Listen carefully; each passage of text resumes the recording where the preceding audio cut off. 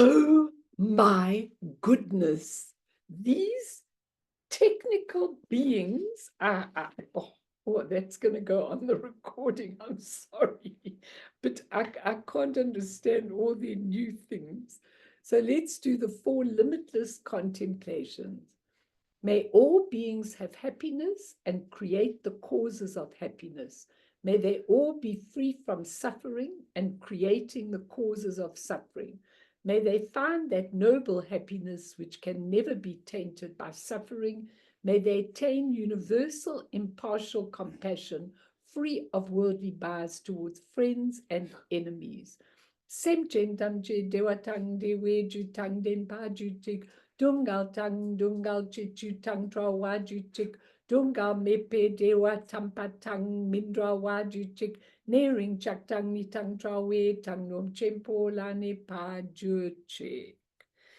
So everybody, it's lovely to see all of you. I'm very happy. If you can put your cameras on, that's lovely. I'm a bit stuck today because they decided to upgrade the Zoom. I was telling them. So I don't know where anything is anymore. I don't know where the buttons are. I don't know where the record is anymore. Oh dear, I don't know how they can do it to poor old people. Really, it's a disgrace. But anyway, that's how it is. So tonight, we're going to do that suffering is not an accident, part 3. And I really want you, for me, these teachings are really the Buddha's very, very deep teaching.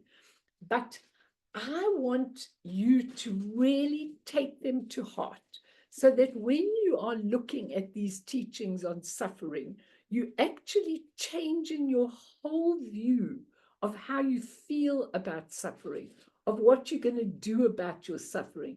It's really important that you do that. So I'm going to start with this lovely little story called A Sandpiper to Bring You Joy, and it's a true story.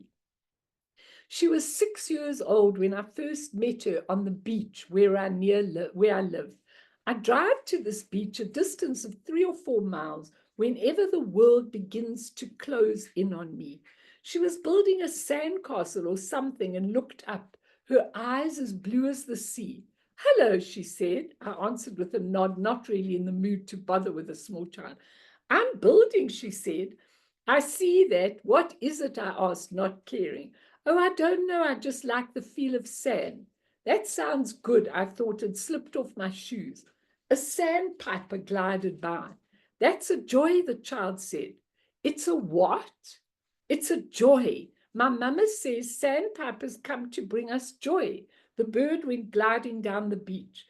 "Goodbye, joy," I muttered to myself. "Hello, pain." And I turned to walk on. I was depressed. Life seemed completely out of balance. "What's your name?" She wouldn't give up. "Robert," I answered. "I'm Robert Peterson." "Mine's Wendy. I'm 6. "Hi, Wendy," she giggled. "You're funny," she said. In spite of my gloom, I laughed too and walked on. Her musical giggle followed me. "Come again, Mr. P," she called. "We'll have another happy day." The days and weeks that followed belonged to others, all the things in an ailing mother. The sun was shining one morning as I took my hands out of the dishwater. "I need a sandpiper," I said to myself, gathering up my coat. The ever-changing balm of the seashore awaited me. The breeze was chilly, but I strode along, trying to recapture the serenity I needed. I'd forgotten the child and was startled when she appeared. "Hello, Mr. P," she said. "Do you want to play?" "What did you have in mind?" I asked with a twinge of annoyance and sarcasm. "I don't know. You say." "How about charades?" I asked. The tinkling laughter burst forth. "I don't know what that is." "Well, then let's just walk." Looking at her, I noticed the delicate fairness of her face. "Where do you live?" I asked.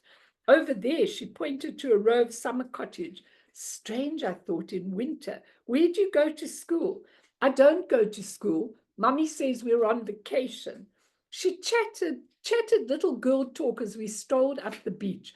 But my mind was on other things, all my pain, all my everything. When I left for home, Wendy said it had been a happy day. Feeling a little surprisingly better, I smiled at her and agreed. 3 weeks later, I rushed to the beach in a state of near panic. I was in no mood to even greet Wendy. I thought I saw her mother on the porch and felt like demanding she keep her child at home. Look, if you don't mind, I said crossly when Wendy caught up with me, I'd rather be alone today. She seemed unusually pale and out of breath. Why? She asked. I turned to her and shouted, because my mother died, and thought, oh God, why was I saying this lie to this little girl? Oh, she said quietly, then this is a bad day. Yes, I said, and yesterday and the day before, and go away. Did it hurt you? She asked. She really asked again. Did what hurt when she died? Of course it hurt, I snapped, misunderstanding wrapped in myself, and I strode off. A month or so after that, when I went next to the beach, she wasn't there. Feeling guilty, ashamed, and admitting to myself I missed her, I went up to the cottage after my walk and knocked on the door. A drawn-looking young woman with honey-colored hair opened the door. Hello, I said. I'm Robert Peterson. I missed your little girl today and wondered where she was. Oh, yes, Mr. Peterson, please come in. Wendy spoke of you so much. I'm afraid I allowed her to bother you. If she was a nuisance, please accept my apology. Not at all. She was a delightful child, I said, suddenly realizing I meant what I had just said. Well, Wendy died last week, Mr. Peterson. She had leukemia. Maybe she didn't tell you. Struck dumb, I groped for the chair. I had to catch my breath. She loved this beach, so when she asked to come, we couldn't say no. She seemed so much better here and had a lot of what she called happy days. But the last few weeks she declined rapidly. Her voice faltered. She left something for you, if only I can find it. Could you wait a moment while I look? I nodded stupidly, my mind racing for something to say to this lovely young woman.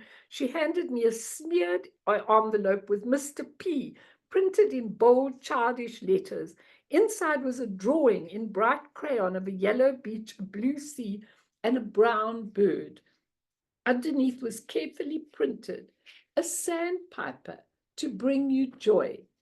Tears welled up in my eyes, and a heart that had almost forgotten to love opened wide. I took Wendy's mother in my arms. I'm so sorry, I'm so sorry, I'm so sorry, muttered over and over again, and we wept together.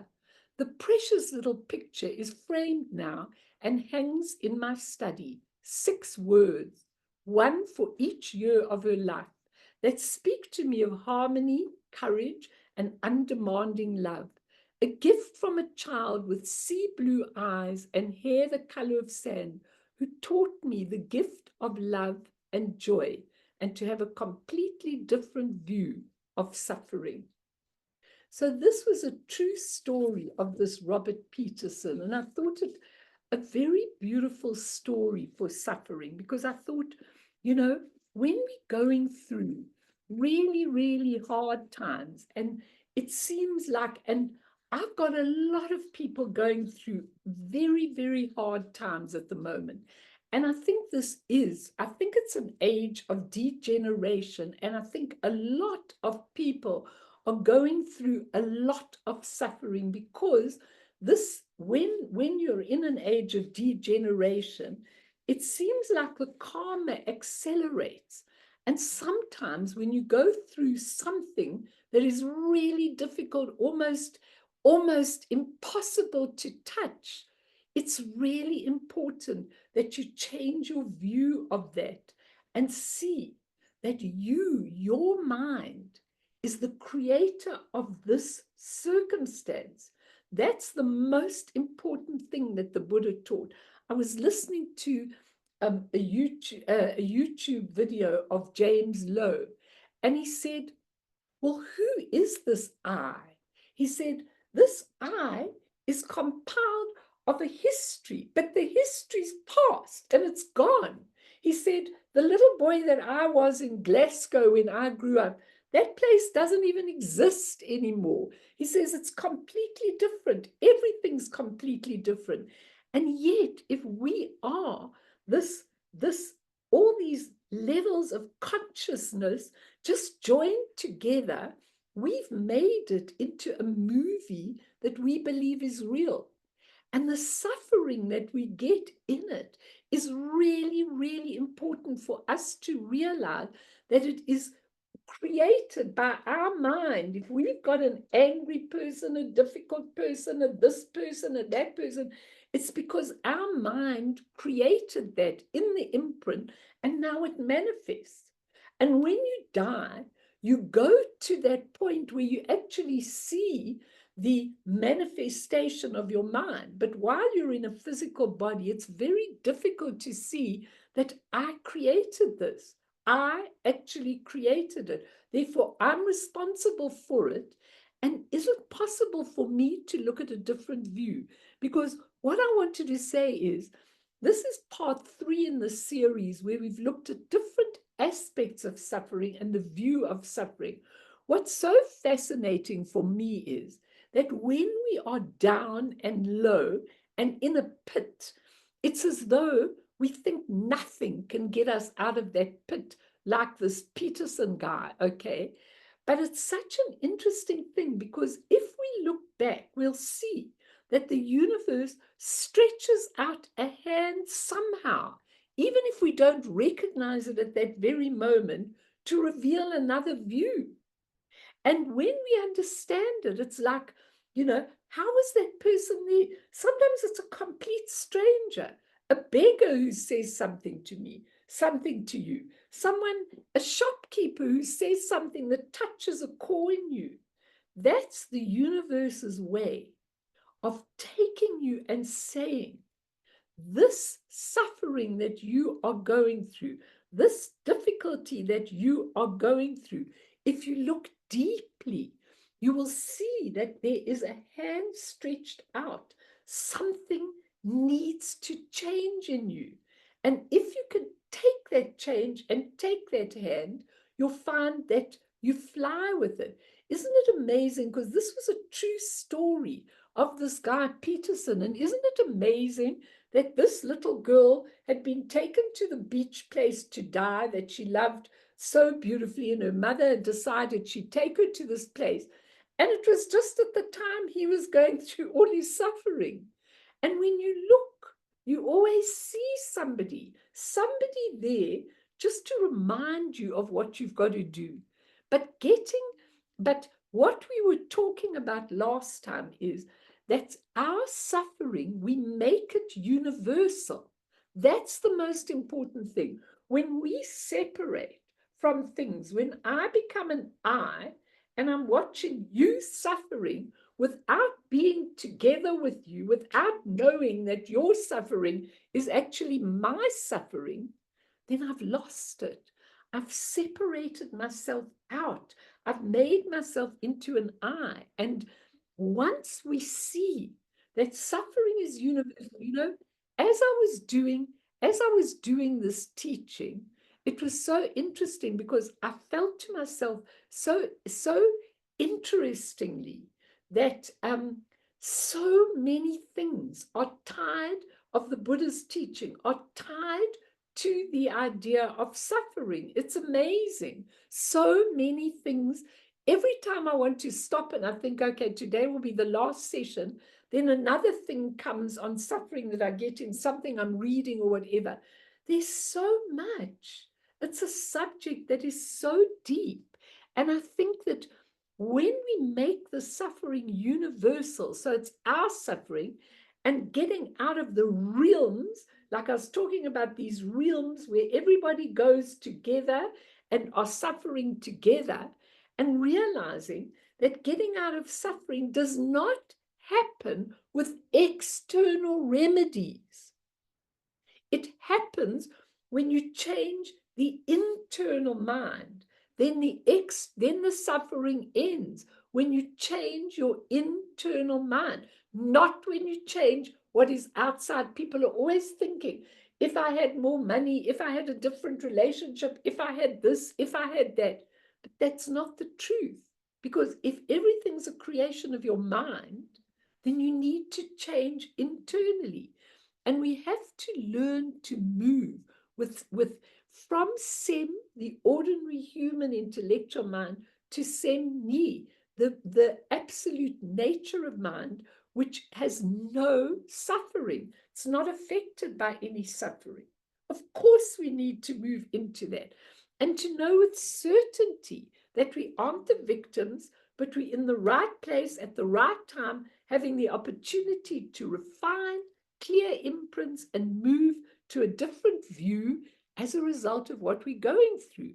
So Guru Rinpoche is the Buddha's emanation for these times, these degenerate times. That's what the Buddha said when he was talking. I will send another emanation later. That emanation will give you all the tools that you need in order to go through what you are going through. Okay, and that emanation is really the higher, Guru Rinpoche gives us the practices that we need to get through these times. And once you connect with the lotus mandala of Guru Rinpoche, which of course has Amitabha as the Dharmakaya, Chenrezi as the Sambhogakaya, and Guru Rinpoche as the Nirmanakaya. Okay, once you connect, you have a chance of soaring through our difficult circumstances with the right assistance, and that you can trust my heart from that. For me, all the time, it's my connection for life, for death, for everything, and always provides me with a rescue rope. Now, Guru Rinpoche says, I will always be there if we have the devotion and the consistency. So, Fee, if you could put that first prayer up. Okay, this prayer, I'd like you to photograph it or ask Fiona to give it to you. But this prayer is a really, oh, Stephanie, I haven't seen her for a long time. But this particular prayer, no, not the 7-line prayer, the other one that I sent to you, Fee, first. Sorry, we'll come You to only that. sent me the seven line. You didn't send me another one. Yeah, I did send you one. I'll tell you where it is. Now, I'll look. That one of Guru Rinpoche, precious one. I definitely sent it to you. Hang on, I'm going to just look.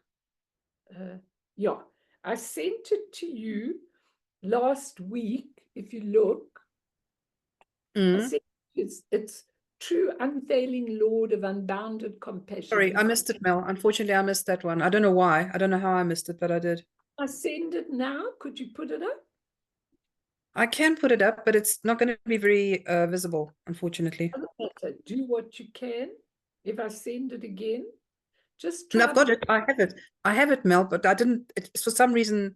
I don't know if I didn't receive it on that specific day and I missed it. I skipped it. I don't know if it was that. Can you even get a bad copy of it? Yeah, I am. I'm about to do it, Mel. Okay. Thanks, Cooks. Thanks a million. Sorry, I don't know why I missed that because I don't normally miss those sort of things. I know you never do. You got everything perfect. Like that's beautiful. The 7-line prayer. That's fine. Yeah. Don't worry. Even if it's not a great copy.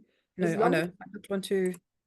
Because I use this prayer every single day. I say this prayer. And he says in the middle of the prayer, if you've got tears in your eyes, that's even better. But this prayer is really, really magical. It's an English prayer. If you can, otherwise we'll do the 7-line. It's going to come up in a minute, but Mel, I just need to get it up. Okay, no panic. Lots of time. Take some breath. Let's talk about this. Okay, she's going to do that. To put it up? No problem. There it is. Can you see it? Yeah, if you can make it bigger, can you? No. I can try. Okay, try. If you can, it'll be in Can you see? Perfect. Okay, so I want everybody to say this and feel it in your heart because it's a really special prayer. And then Fiona can maybe give it to you. True, unfailing Lord of unbounded compassion, in this very moment, do not turn away from us and those like us who are drowning in the ocean of the 3 sufferings. To grant your blessings, come we pray. like an alchemist, transmute iron into gold. Bless with the three inconceivable secrets of your enlightened body, speech, and mind, the ordinary body, speech, and mind of all of us who hope in you and fly to you for refuge. And from the copper-colored mountain, that's his pure land, or from wherever natural near Manakaya Buddha field where you are residing, come in the great skillfulness of your great compassion and be with us. He says, pray to me again and again with deep devotion, tears in your eyes. In joy and sorrow, fortune and adversity, in death, in life, in this world and the next, in every circumstance, both now and ultimate, in good or ill, you are my hope, my knowing refuge. No other hope is there for me. O Origin Guru, you who know, I trust in you. Now, that is a very special prayer. Thanks, Fee. We'll get it to people if they want it. But that's a very special prayer. That's a prayer because you're not praying to a being. You can see it as a being if you want, but you're praying to a mandala that is sent in this age to help and change you and give you that rope when you are suffering. And it's really, that's a very, very important prayer and can help you tremendously if you do it. I do it every single day. And what is amazing to me is that, I mean, you could do it in the bathroom. You could do it while you're cooking. It doesn't matter if you've got it on a typed sheet. You could do it anywhere. But what is amazing for me is that thus far, I've never been in a pickled situation where I haven't got an answer. Sometimes I get an answer not in the form I want or I expect, but of course it's going to be for the best. But I always get an answer. It is phenomenal. Okay. And that's all I can tell you, that it really, really is. Plus the 7-line prayer. Now, if you go back, you can find that teaching on the 7-line prayer. Why it's always at the beginning of every single prayer is because it is such an amazing, amazing prayer. And you could do it in English or Tibetan. I always do it in Tibetan. But James Lowe says, the 7-line prayer is vital, but always to see at all different levels. Externally, Padmasambhava is this powerful presence, an enlightened being, and we ask for his blessing. He says, but there are two forces, his presence and our wanting it to happen come together, which is a really important thing. Inwardly, he is our true nature hidden from us. And when you say in the Northwest land, the Northwest is where samsara and nirvana meet. And Urgin, the name Urgin, is for the Dharma Dhatu, the spacious, open everything. The lotus is the purity, because the lotus grows in mud and it's always beautiful, which develops through practice. We are always trying to develop his qualities, and we get to a stage, we think it's final, and that stage ends, and then another one begins. So let's just do that prayer. Even once is fine for now, but let's do that 7-line prayer, which is really, really such a lot of meaning. Many, many books have been have been written on this. And I want you to really, really, really take these 2 prayers and have them with you. And if you're at the office and you're busy, for 5 minutes, you could just say the 2 prayers, but say them. You'll find the most unbelievable response to it. But the 7-line prayer, let's say it together. Hum.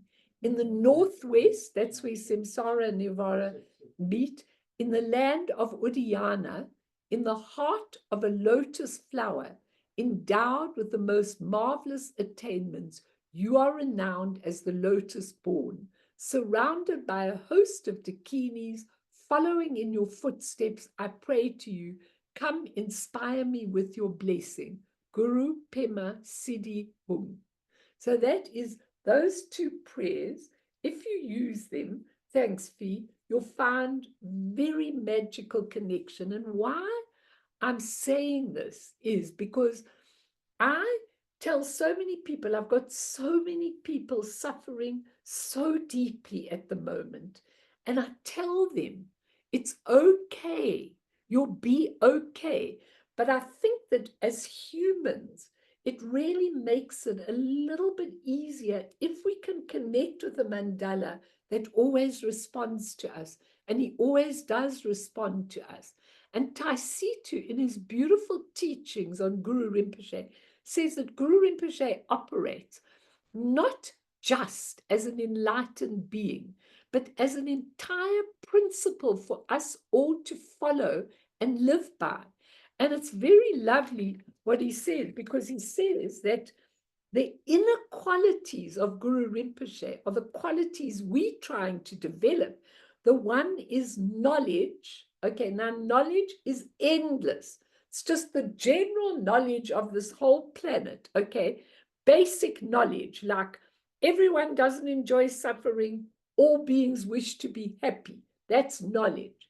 Knowledge is of no value unless it is transformed into the second quality, which is wisdom. So knowledge, all the knowledge that you have, is pretty useless unless you transform it into wisdom. Wisdom is when you apply the knowledge and it becomes wisdom and the true understanding of the nature of phenomena. So in other words, the nature of phenomena, we think this is a stuck aspect. This is a stuck aspect where I am. But there's nothing solid about it, nothing permanent about it, nothing that you can't overcome about it. But when you have transformed that knowledge into wisdom, when you've transformed that knowledge into wisdom, then it is the true understanding of whatever fact, whatever you've picked up in the Dharma. And then once you have transformed it into wisdom, which we're going to do now with the four suffering, then it becomes power.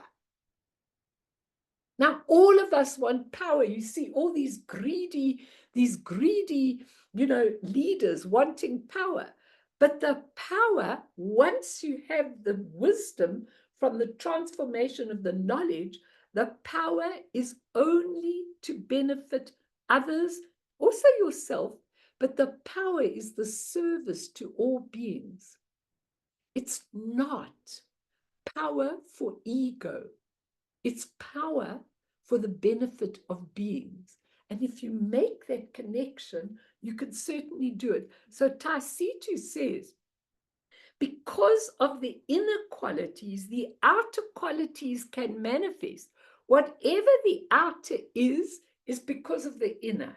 Now, if you understand that, all the causes and conditions come together because of the inner mind that has created these circumstances. No one's to blame for that person that attacked you, for that person that shouted at you, for that boss that continually remains mean to you. No one is to blame. You have created that with your mind.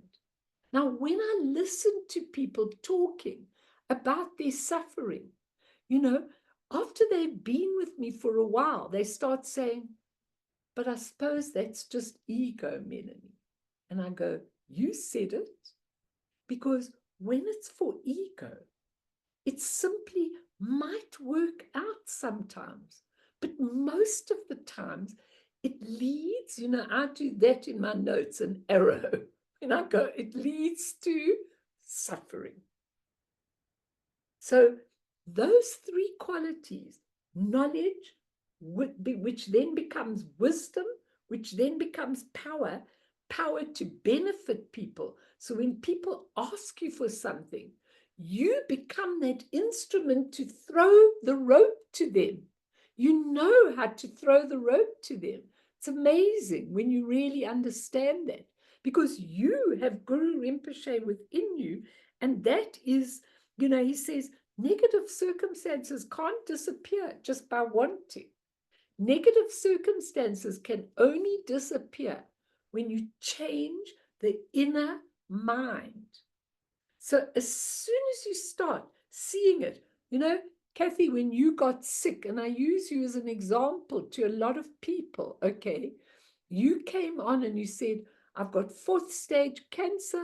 The doctors don't hold out so much hope, blah, blah, blah, whatever they were telling you at that time and everything. And you know what? As soon as you change the view, everything changes. That's what's the amazing thing, because all that reflection of the mind, that reflection from the mirror of the mind is showing you is change. Change now. Turn it around. Look at it. Use it.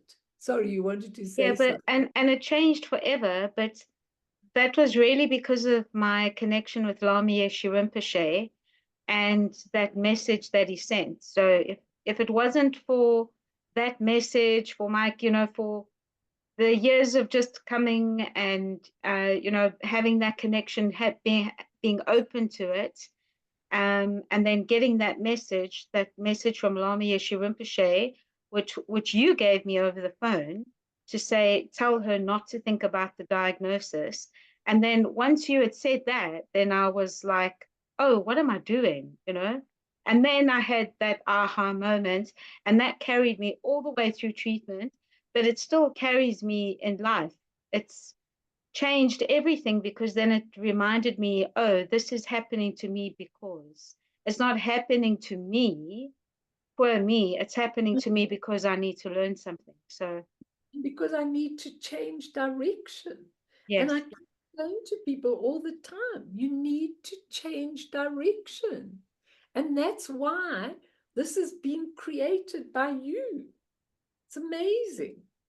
Anyone else want to say, Stephanie, I'm so nice to see you, even if I can't see you, but just to know that you're there.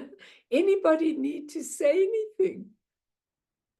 I just want to say that it's somewhere in the UK Oh, yeah, I know. It's hot. at Like, last. at last, yeah. At least there's a little bit of warm, Yeah. And it's interesting because one of the examples I had, which I didn't use, I said, where people have got really cloudy weather, cloudy, cold weather, it's because the inner being is cold and cloudy. So interesting, because if you look in South Africa, whatever all the faults are of South Africa, people are warm and friendly. If you walk in the street, people will say, hello, how are you? I'm sure, Mart, in Germany, nobody greets you. If you walk in the street, maybe that's just an idea I've got, I don't know. But he says it all comes from the inner being. So South Africans are very warm and friendly and, open. And if you watch people when they walk in the street, they greet each other and everything, even if you don't know them. And so the weather's sunny. It's very interesting because, when I went to Iceland, I mean, those people are dour. They what's the word dour? They so, I can't explain it. They so don't have, of course you're doing generalizations. There's always going to be a few that are outward, but they really have that dour attitude. And the weather is cold. We were there in the middle of summer. It was freezing, And so whatever's inside reflects outside. So if you're going through a hard time, change your inner being and see, okay? And we're going to go back now to the 4 noble truths and the poisons and the realms from last week. But just to mention, when I was looking at everything, that the 4 mind changes that we do in the Nondra, the 4 preliminary practice, there's so much to contemplate about suffering that goes together with the 4 noble truths. First of all, the first one, the preciousness of human birth, I'm just mentioning them. how blessed we are to have a precious human birth to end our suffering. I'm just taking it in terms of suffering. Secondly, impermanence and death. To contemplate on impermanence and death, suffering comes about because we think things will go on forever, because we think we are permanent, everything in our lives are permanent, and death won't happen to us, it happens to other people. So we think we can escape the inevitability of death.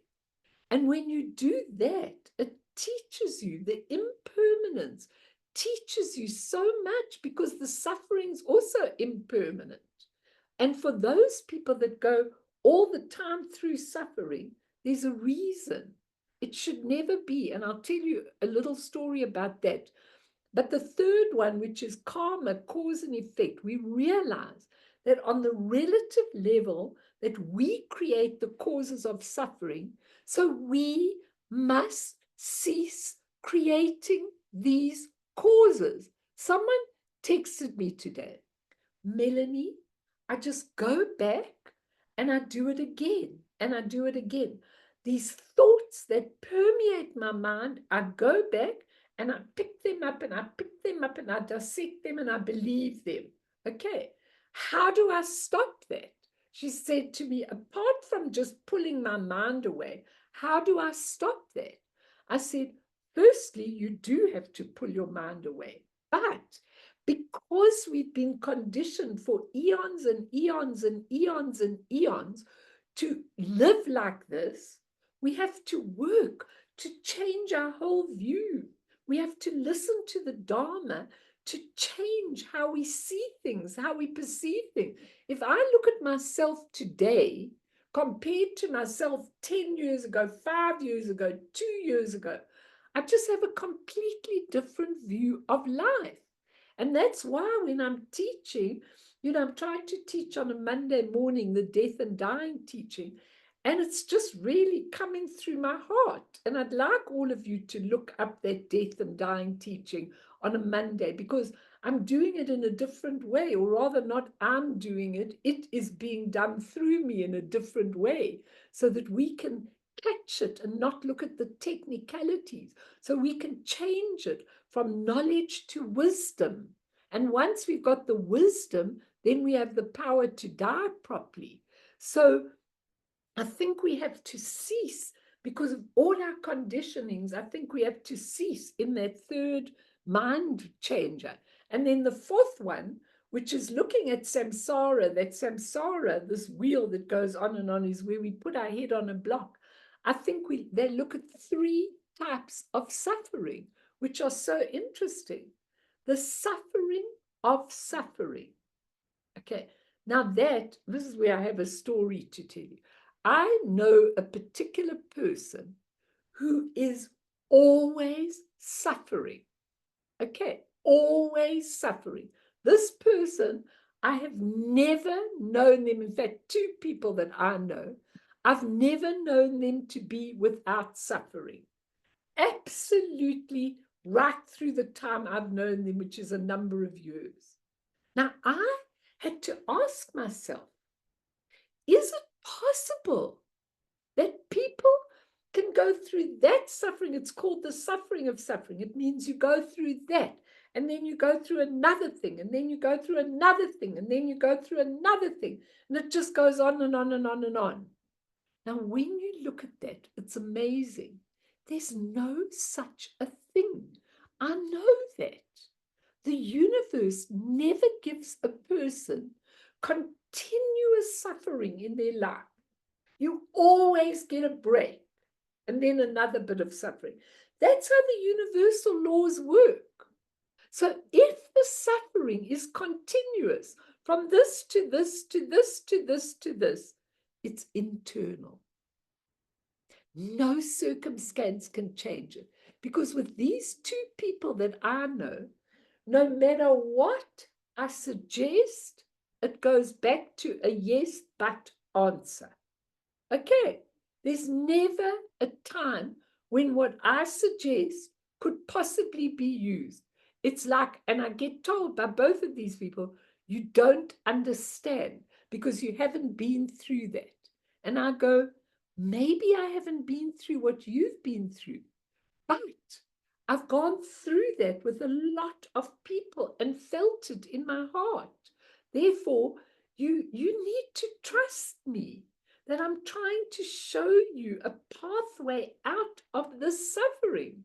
And if you can't listen, it's an internal thing. There's no such a thing as suffering of suffering on and on and on and on. And when people do it, you know that it is the internal mind that needs to reflect suffering, because the role that they've taken on is a poor me victim role all the time. I can't help myself. Of course you can help yourself. You can help yourself. If you really want to, someone gives you a hand and you can come out of it. But if you don't, you'll never do it. Then the second one is, so that's the suffering of something. The second one is the suffering of change. People suffer from change. That's why these film stars go and have Botox, Schmotox, this, that, the other. Sometimes when I see them on the stage, like Jane Fonda was my absolute, because I used to do Jane Fonda gym, right many years ago, before these videos and YouTubes. Jane Fonda was on the YouTube, not on a YouTube, on a video.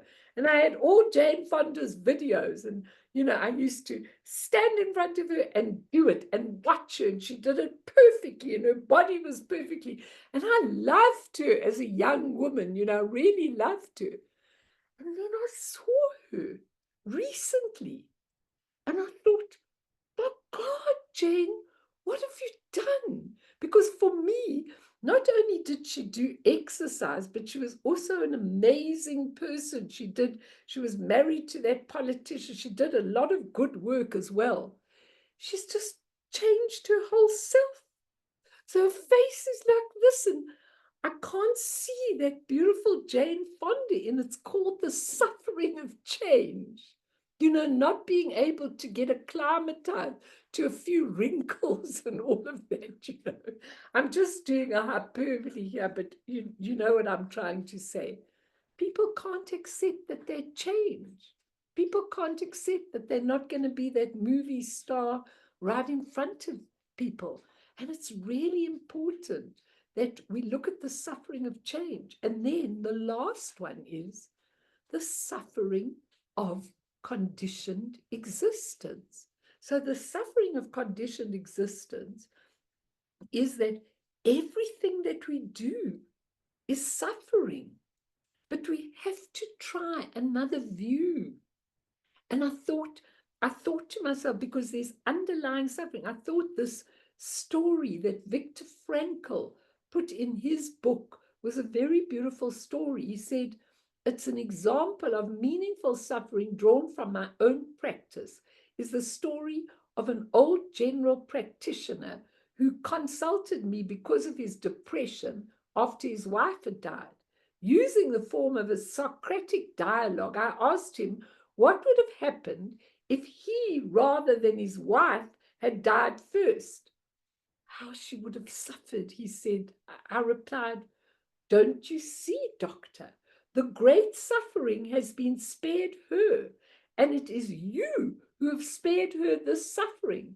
But now you have to pay for it by surviving and mourning her.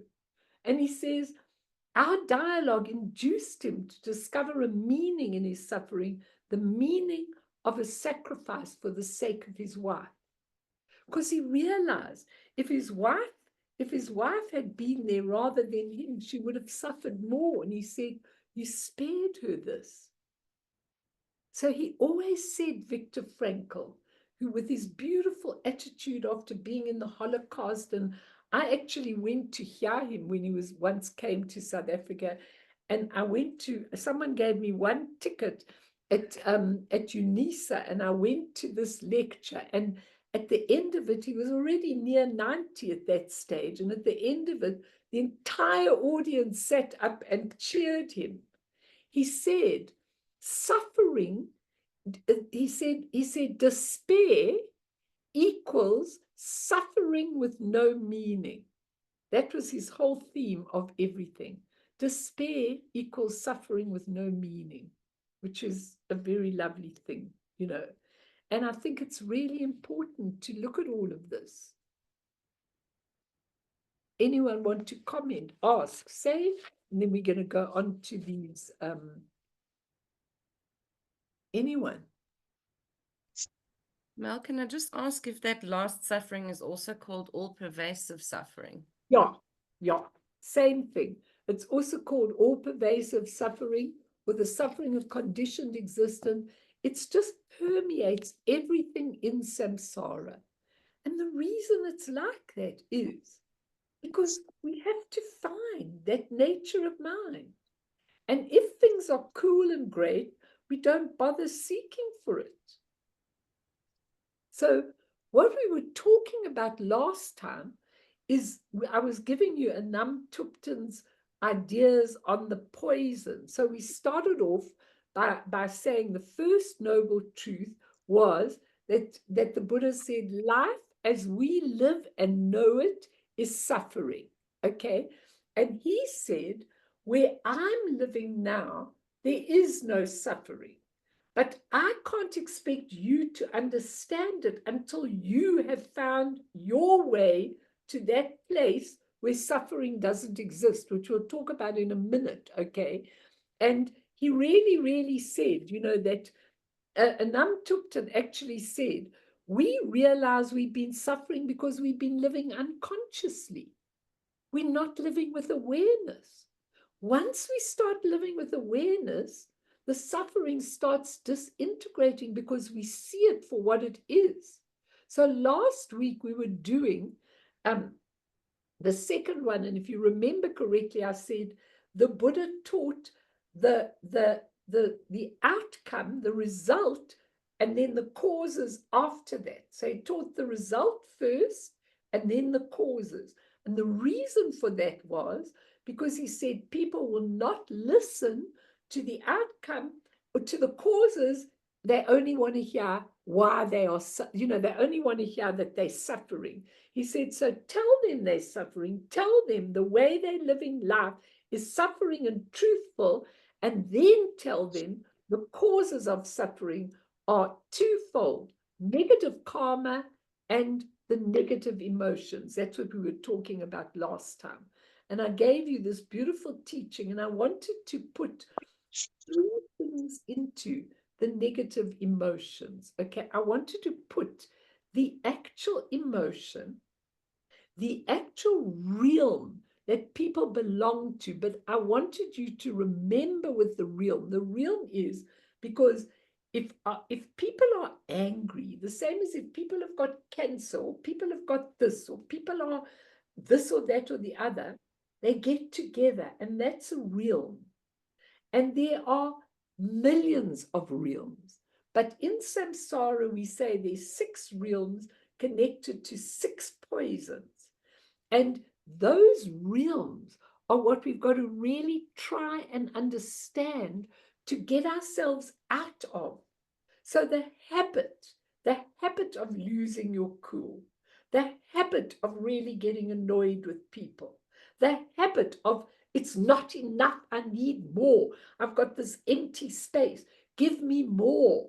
The habit of saying I'm better than other people, the habit of all these things, the habit of being jealous because someone else is doing much better than you, the habit, all these habits, the habit of telling ourselves deluded stories. If that habit goes on and on and on, eventually you are in a realm. And as soon as you can really understand this, it's very difficult to get out of the realm. But it's in a way so simple, because all you have to do when you're in a realm is you have to put your hand up and say, excuse me, isn't there more than this?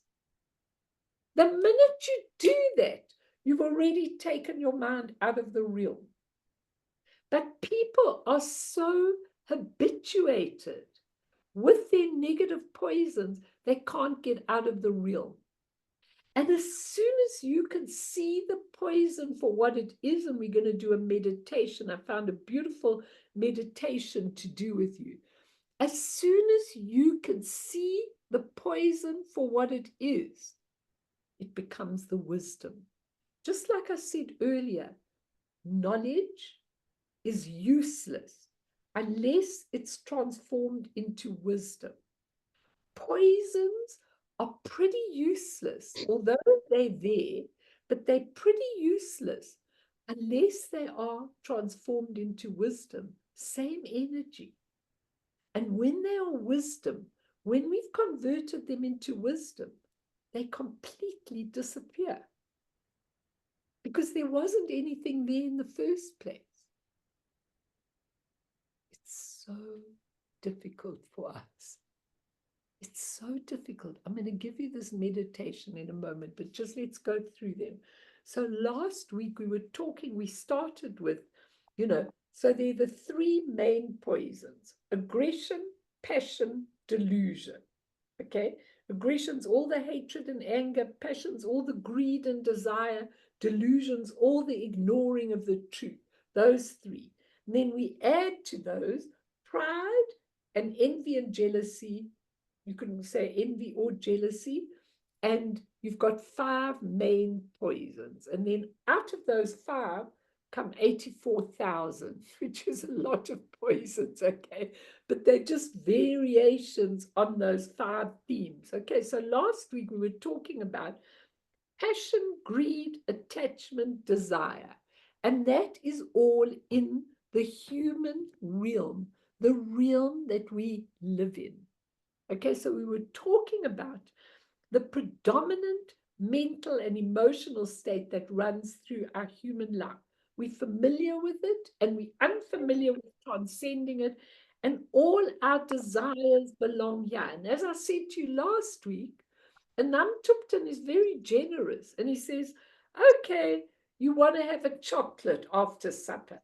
Is that a bad desire? Or you want more comfort? Or you want companionship? Is that a bad desire? No. You can desire that and it's fine in your life. But the minute the desire starts binding us, the minute we get lost in it, the minute we want more and more, and is this enough? We get into the real human realm, okay? And we're trying to get out of the human realm, and we're trying to actually not get caught in that when is it enough? When is it enough? Why does it take us so many years to realize that we don't need a lot? So funny, because my friends and me, we all say we don't really need a lot anymore. It's fine if I buy a new piece of clothing, that's fine, and I'll look brighter for you on another day. But I don't really care if I do or I don't. I don't really care about all those things very much anymore. I like to have things that make me look nice, but they're not that important to me anymore. So when desire becomes greed, real greed, when is it enough? Then it becomes the hungry ghost realm. Okay, and we have got so many people on this planet really walking around in a hungry ghost realm. In our country, I made excuses for the hungry ghost realm many years ago. But how can I now, when some of these hungry ghosts were not even born in the apartheid era? So they didn't go through the pain and suffering that a lot of the older ones went through, which gives you kind of a basis why the hungry ghost is there. But when is it enough? When are the Porsches enough? When is your beautiful home enough? This is what we've got to ask ourselves. Otherwise, we get caught in the hungry ghost realm. And the wisdom that belongs to the human and the hungry ghost realm is called discerning or discriminating wisdom, where you're able to really tell the difference between, you're really able to discern what you need and what you don't need. Like a Nam Tupten, he doesn't want us to live with absolute austerity. He doesn't want us to live with austerity and not enjoy the good things of life. He says you can enjoy them. There's nothing wrong with them. It's nice to laugh. It's nice to dance. It's nice to do things, that you enjoy and make other people laugh. It's beautiful. But when that greed, that hungry ghost mentality starts destroying the ecology of our planet, when I want to make money because I want to drill in that area and I want to break up the whole ecology of Mother Earth, where am I?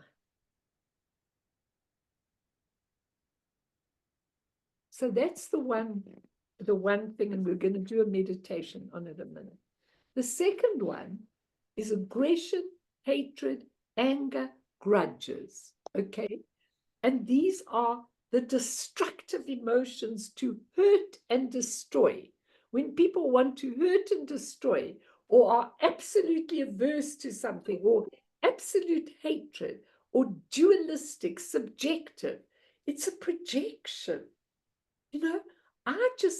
All I asked in this country was that if they were crying out how many people got annihilated in Gaza, okay, which is perfectly okay to cry out about, but how come nobody's saying anything in this country about what Russia did to Ukrainians? How many Ukrainians have died? About 4 times the amount that have died in Gaza. So that's hatred and anger and aversion and prejudice and bias. You have to be objective in all of these things. And in the hell realm, things repeat and they repeat and they repeat until you get out. And what's the wisdom? You all know it. Mirror-like wisdom. What am I seeing in the mirror in this angry person? How can I see that wisdom? How can I see what I'm having to learn from all of this? And, I always think of that story of Alfred Nobel. That Alfred Nobel, before he did the Nobel Prizes, he was very busy doing, creating bombs or whatever he was creating, some weaponry. Some of you might know better than me. And his brother died, and someone put an obituary in the newspaper of him, of Alfred Nobel. So when his brother died, he got the opportunity to read his own obituary. They thought it was him. And it said he will be remembered for the destructive weapons that he created. Okay.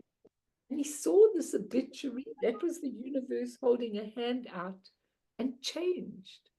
And then was remembered for bringing forward the Nobel Peace Prize. So he did the opposite of it.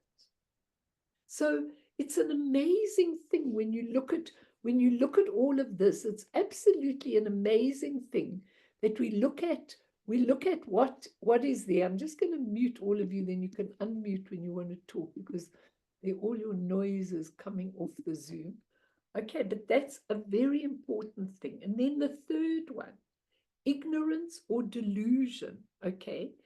Ignorance or delusion is more subtle because we don't know when it's happening. We think ignorance is when someone hasn't got an education, but that's not ignorance. Ignorance is when you ignore the truth, and ignorance can turn to delusion, says Anam Tupten. He says, if you know you have delusion, then you're no longer deluded. If you made up the story and you know it's a story, you're no longer to do it. He says they both have to do with the projections, prejudice, and assumptions that we have. Many things we think we're clear about, or that we believe about ourselves, about other people, about the world, are just mental constructs. They're just our own mental construct in our heads, and they often don't accord with the way things really are.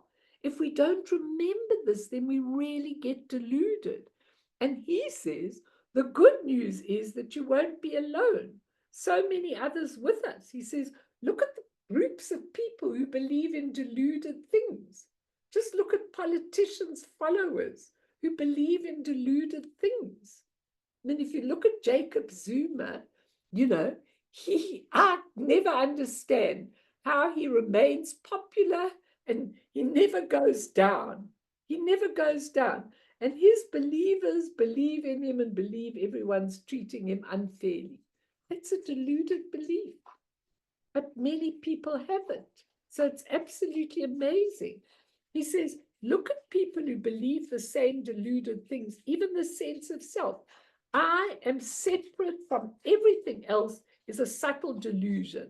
But we can go along with a consensus reality, he said, as long as it's non-violent. But what happens when we're in a group that says, if the world doesn't take on my religion, then we need to kill it and convert it to our religion?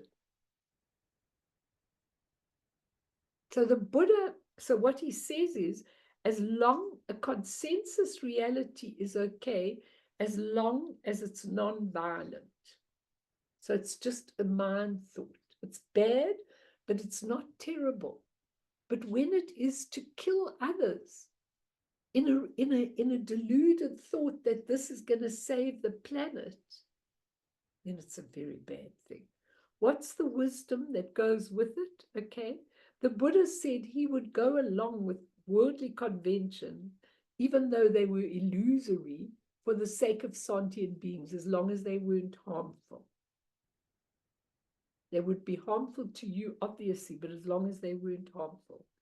And the wisdom that goes with delusion and ignorance is the all-accomplishing wisdom, the wisdom of perfected action. So instead of the deluded action, you now see it as perfect action that flows through you. It's absolutely amazing. We'll do it in the meditation now. I'm just going to do the pride and arrogance and the last one, which is envy and jealousy. But anyone want to say anything or ask anything?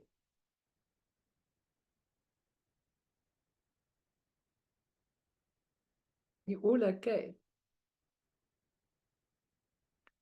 Phil, you're holding your head as though you can't hear another thing. Esty? What you're saying is all spot on. It's just so refreshing to hear someone speak like this. Well, this is the Buddha's teaching, Philly. I know. And it's absolutely beautiful. And I think you have to have so much merit to be exposed to it.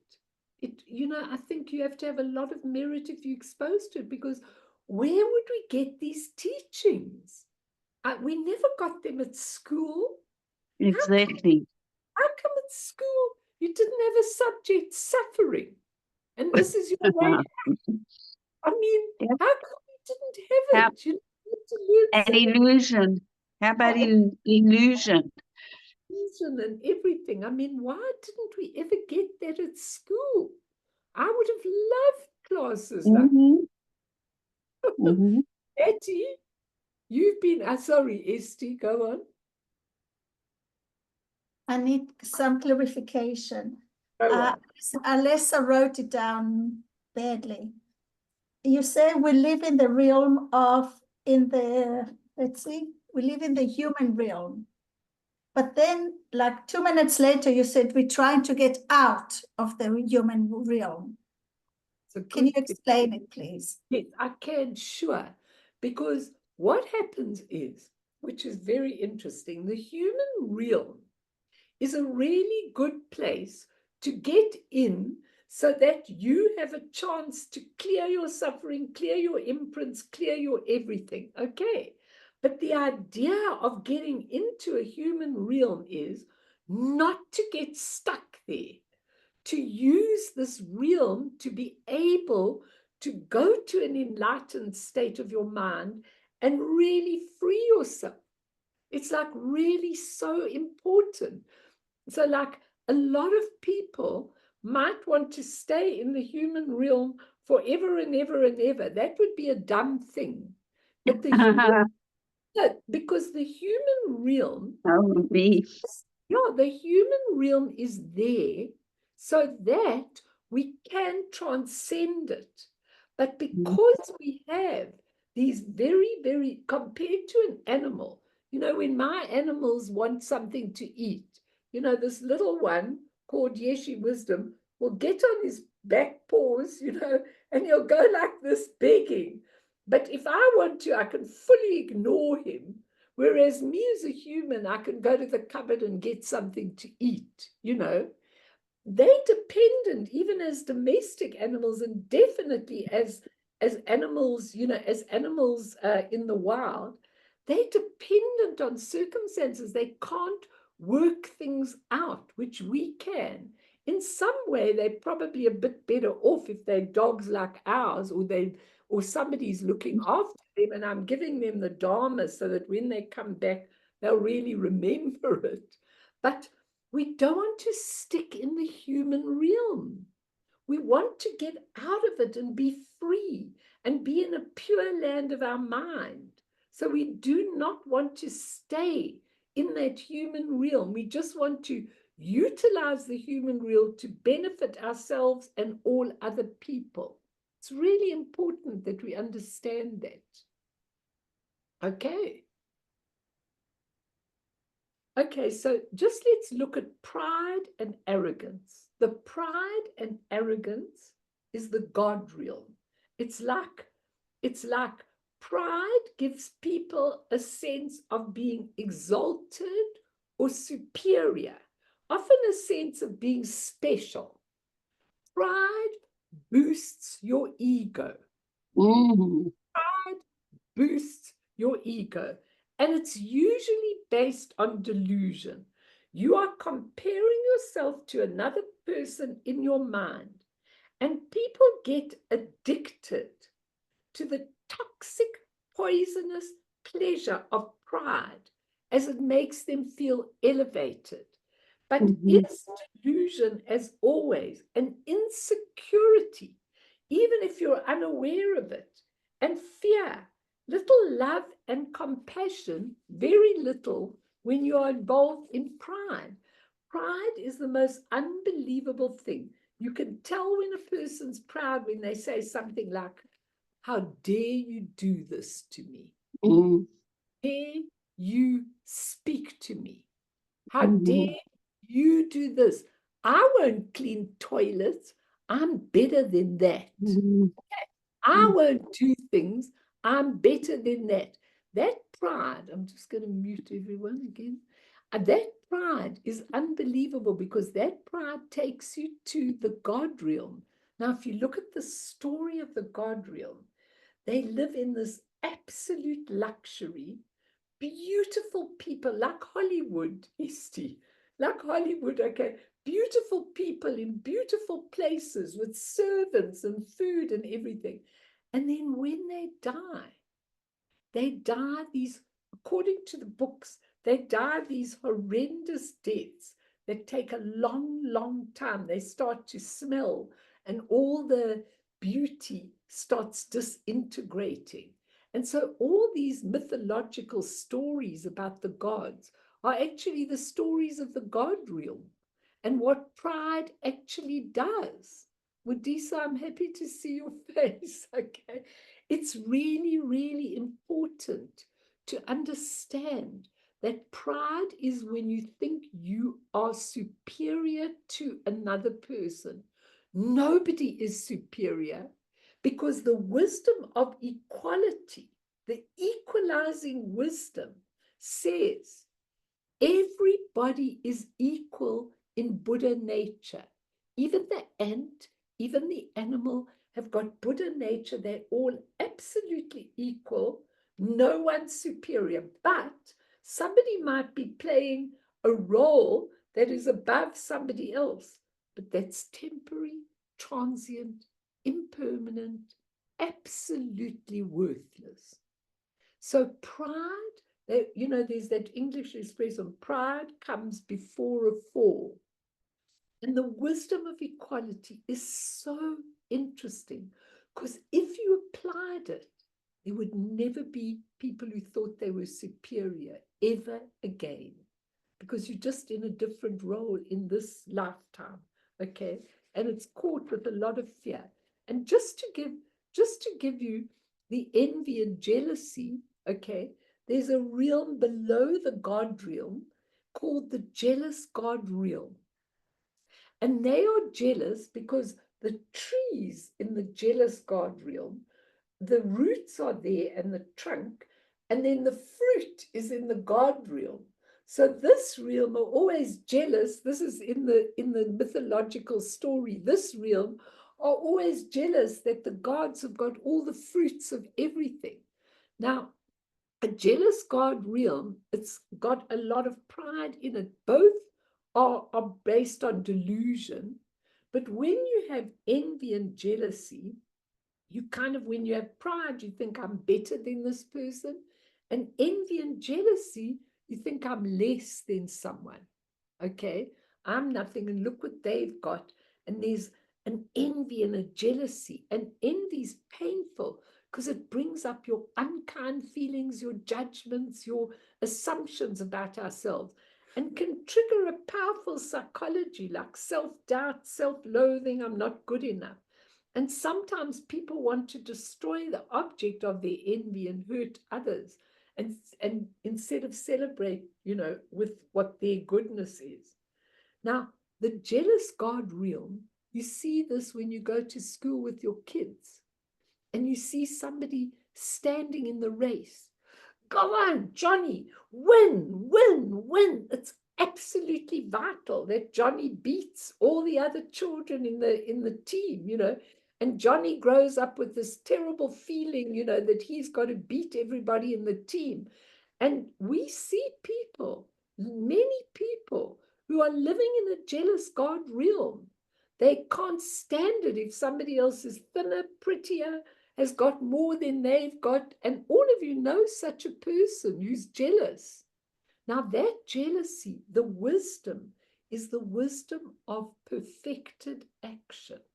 What does that mean? It's the wisdom that flows through you, okay, in a perfect way, because you use what you've got in your Buddha nature, goes through you and out into the world, rather than the jealousy. Yeah, Mart? Well, I'm always struggling with the distinction between that wisdom and the all-accomplishing wisdom of the. I should have done that very clearly, because the all-accomplishing wisdom is actually the spaciousness of everything, can Okay. accommodate absolutely everything. Where the wisdom of perfected action is when your Buddha nature works through you, almost like a waterfall, you know. So it's really, you know, there is a difference, a big difference, but the wisdom of perfected action is for a selfless person. So that wisdom just flows through you. Now, if people are jealous, like if you're in a job and somebody else gets the appointment you really want, you'd be very, very upset about it. But if you understood with wisdom, you'd understand that where they've come to, they've earned the merit of that better job. So it makes you understand the jealousy that you have. Why has he got a successful business? Why does she get all the whatever she gets? You really begin to understand that when you attune to your Buddha nature, you're able to do things absolutely spontaneously. So let's just do this meditation that I was talking about and try, and I'm going to do it from a very beautiful book where I happened to stumble across it. And I want you to sit in your meditation posture. It's really a beautiful, I think it's a very beautiful meditation. I want you to sit in your meditation posture and just breathe in and breathe out. Even if you're a bit tired, it doesn't really matter. We'll carry on with this next time and do another whole lot of things on suffering, and then we'll probably end it. But just breathe in and breathe out and come to this moment as though this moment could dawn on you. Not as though you were in the now and the past is gone and the future is not there. But the moment that dawning happens to you, illumination, you get it. You're right there in the midst of it, and you see it, and you get it, and you're present, and you're aware.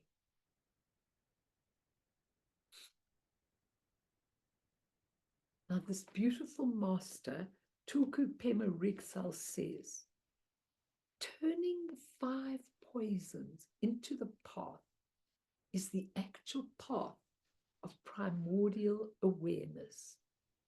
The manner of engagement is not to reject desire, anger, pride, jealousy, delusion, and so on, but rather to nurture the 5 poisons as reflexively released pure presence. Recall and relive the harm that an enemy has previously inflicted upon us, such as stealing from us, injuring us, embarrassing, shaming us. Just ponder someone who's done that to you. And let a kind of a hatred toward him rise intensely in your heart just for this moment. Let a hatred rise. As that hatred arises, look deeply into it and see where, not why, but where it comes from. Where does this anger come from? Where does it reside? In the upper or lower part of the body, for example. You might want to put your hand on where it resides in your body. And finally, to where it goes. Look whether that hatred has a color, whether that hatred has a shape, and what that color or shape may be. When you see it, when you look and you see it hasn't got a shape, it hasn't got a color, there's nothing permanent residing there. When you see it as primordially empty, selfless envisionment, do not abandon it, because it becomes mirror-like awareness straight away. So as soon as you can look at that hatred, that anger, it becomes mirror-like awareness straight away. Imagine being with an attractive lover, drinking wine and eating meat, wearing designer clothes and jewels. Imagine wanting to ride horses or travel in cars and aircraft and allow desire to arise. Feel that desire for a moment. When desire arises, gaze at it nakedly, looking at it where it comes from, in which part of the body it resides, and finally where it goes. Just look at your desire. See whether it's got a color or a shape. And if so, what are the colors? What are the shapes? Just look at it. All your desires, I wish I had another house. I wish I had more money. I wish I had this. I wish I had that. Look at your desires really deeply. And when you see it with detachment as primordially empty envisionment, Do not abandon it, because it becomes discriminating, discerning awareness or wisdom. When we are sleepy, in decline, in a state of dullness, gloom, and depression, in short, when the mind is not clear, but is imperceptive and bewildered like a frozen computer, let ignorance and delusion arise. I just feel awful, I feel sloth, I feel terrible. And let it arise, that delusion and ignorance. As it arises, gaze at it carefully. Look at the owner of it. See where it comes from. Where does it reside in your body? Where does it go to? See whether, is there a shape of my ignorance and delusion? Is there a color? Are there any attributes? When seen with detachment as primordially empty envisionment, if we do not abandon it, it becomes awareness or wisdom of vast spaciousness. Ponder that wisdom. Vast spacious means everything can fit into it. Good, bad, indifferent. It's so vast that whatever goes into it just dissolves straight away. Then think just two more things. Then think of race, status, wealth, bone structure, powers of voice, and so forth. And think of yourself as absolutely marvelous, superior to all the people around you. And let pride arise. When it's arisen, gaze at the pride holder nakedly. See where the pride comes from, in which part of the body resides, and where does it go, and whether it has a color or a shape or any other attribute. When we see it is primordially empty self-envisionment, do not abandon it. It becomes the wisdom or awareness of sameness or equality. And I want you to remember these. Now think of someone whose wealth, knowledge, fame, privilege, opportunity, and so forth is greater than ours. Let our jealousy of him or her grow. Feel the jealousy, how you feel when someone's doing much better than you. When jealousy has arisen, just look at it fixedly. Look at the owner of the jealousy. Where does it come from? Where does it go? And presently, where does it reside in the body? Where's it gone? Has it got a color? Has it got a shape? Has it got an attribute? You could do these long and hard at home when you've got one of these feelings. When we see that it is primordially empty envisionment, if we do not abandon it, it becomes the all-accomplishing awareness, the awareness, the wisdom of perfected action. We are in the right place at the right time, and that wisdom is there. And finally, if we can realize the nature of the emotions, they become the various modes of wisdom or awareness.